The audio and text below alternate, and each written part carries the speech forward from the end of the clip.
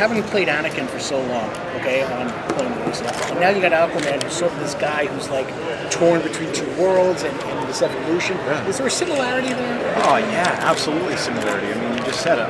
Anakin is torn between being a Jedi and having a complete disdain for the Jedi. You know, there's a lot of similarity. Arthur Curry is dealing with his demons internally. Anakin is too. I mean, he's got secrets. He's got things he's trying to deal with. He's got tragedies in his life, just like Arthur Curry does. So there's a lot of similarities. Oh, yeah, sure. Thanks so much.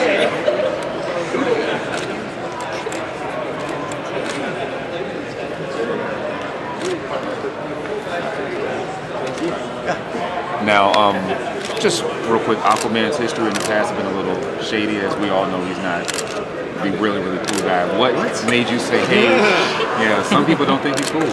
What made you say, hey, this is the role that, I want to do this, and I want to do this thing justice? Like, what was that, the catalyst? I mean, let's be honest. I think anytime anyone calls you and says, do you want to play a superhero, you say, yeah. So, I mean, to be a part of the Justice League and jump into the DC world, which I've really not had a whole lot of experience with, it's been awesome. And I think I kind of see it as a fun challenge to make Aquaman cool again. I think this film really does it. I got to see the film and it's fun. It's awesome. And hopefully fans will think the same. And I don't know. I think it's kind of like a cool time. We're at a time where we can maybe change some perception of the character. And I think people are open to it right now. I think the last film, a lot of with Justice League War, a lot of people wondering where's Aquaman, and I feel like a lot of people are kind of open to that right now. And I don't know. I mean, I guess of course we've got Batman versus Superman coming out, and I know we've all heard that Aquaman's going to make an appearance in that, so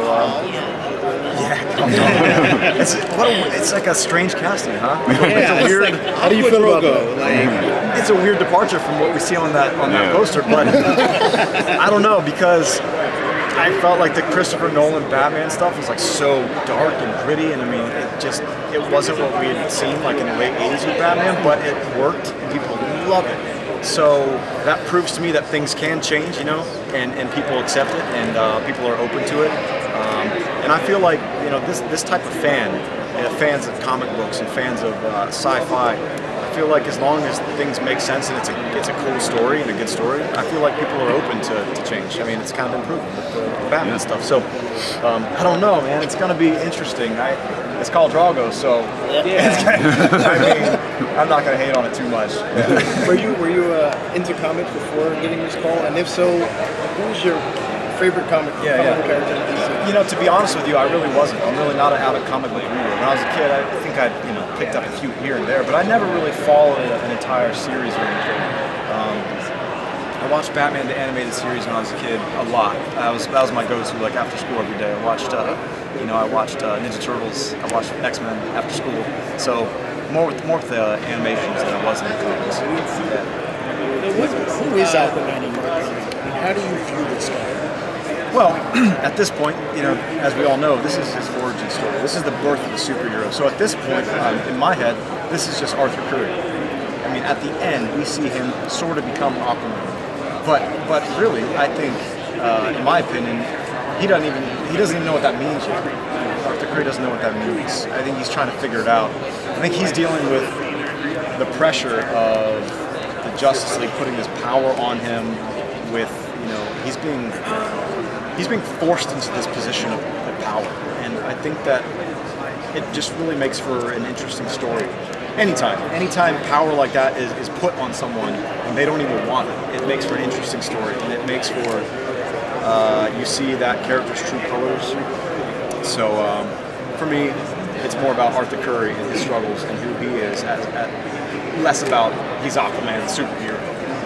Hopefully, we'll get to see that in the subsequent films, and hopefully I'll be around to voice those. I'd love to. So I don't know, we'll see. But I really don't have any information on those. But I would love to see some more just him like kicking butt as Aquaman. We see a bit of that in this film, and it's awesome, believe me.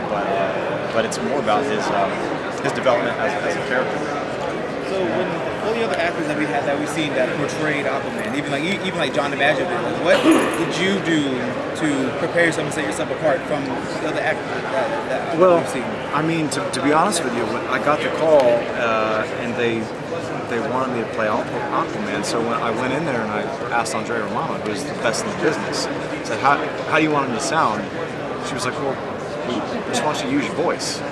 And I believe that's one of the reasons why they brought me on, because they liked my voice quality. So as far as tweaking my voice, I didn't have to worry about that. I kind of had the luxury, I guess, of not having to do that and worry more about who is Arthur Curry, what's going on inside, That was kind of how I approached it, more or less.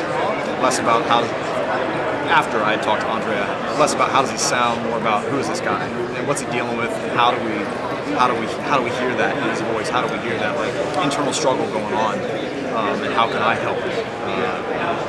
How can I help make that visually come to life? Yeah.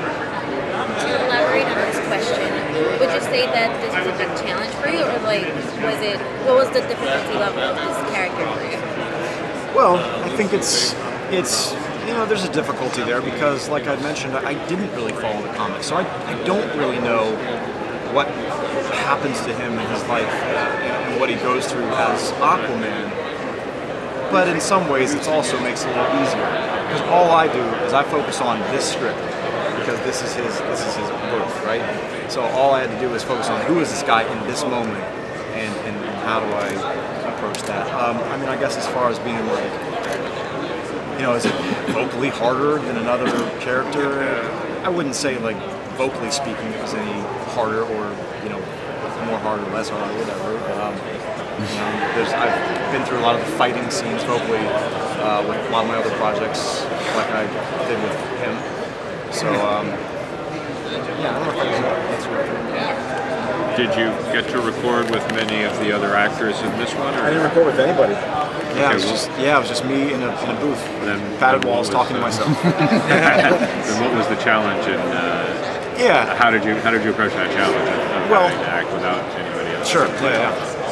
It's always a challenge. I think a lot of times voice actors are only by themselves. It does work both ways. For Star Wars, we always tried to get the cast in together, almost as like an old radio play. But a lot of times voice actors are by themselves, so it's really not something that I was completely unfamiliar with doing. I think that's all part of being imaginative, and having that imagination is you just make that actor next to you, you make that character right there in front of you that you're talking to.